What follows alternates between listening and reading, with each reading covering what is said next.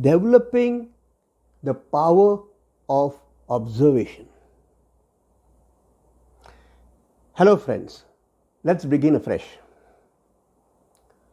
What does one mean when one says developing the power of observation? Developing the power of observation.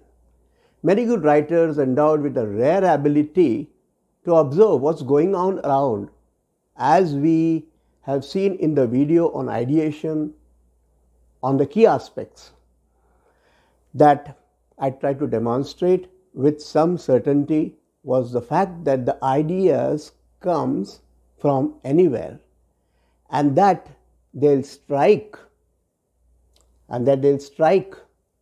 at you when you most or least expect, and when you are in a dormant state.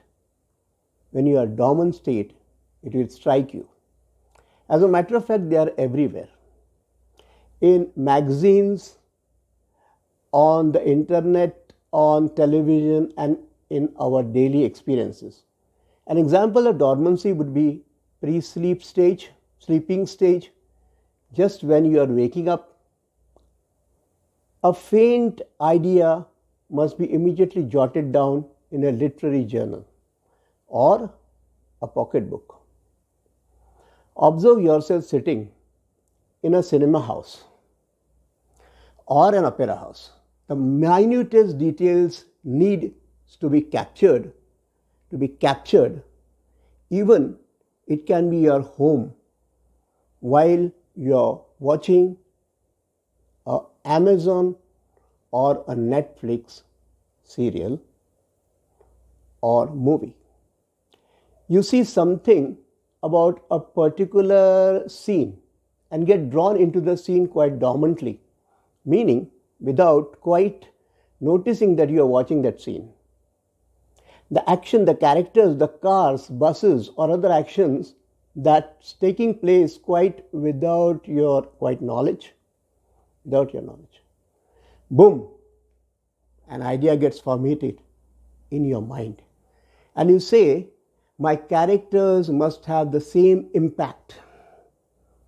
Catch that moment. Suitably fictionalize it and put character and try to fictionalize and put it into your novel. This technique can be called imagination, fixation, and drawing characters from other mediums. Similarities which can be used and penned down in your impending novel. As I said in my earlier videos as well, that ideas pop up from nowhere. You must capitalize the power of observation and include fictionalized versions by a method of continuous practice. You can journalize, keep on practicing the same thing again and again, so that the ideas get more fixed and more tentacles are drawn in the brain, and you develop more clarity and reality about the scenarios. Meaning flexing your brain matter to the maximum limit. Ultimately, to draw parallels. It can also be an exercise which happens subconsciously. This is reality more of persistent practice than getting taught. Novel writing is like running a marathon, as I said earlier. And if you get stuck, then you get stuck. Until you develop an approach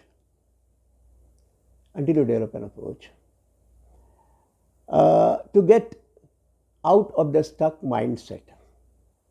I hope I've made the point clear and elaborately. I end here.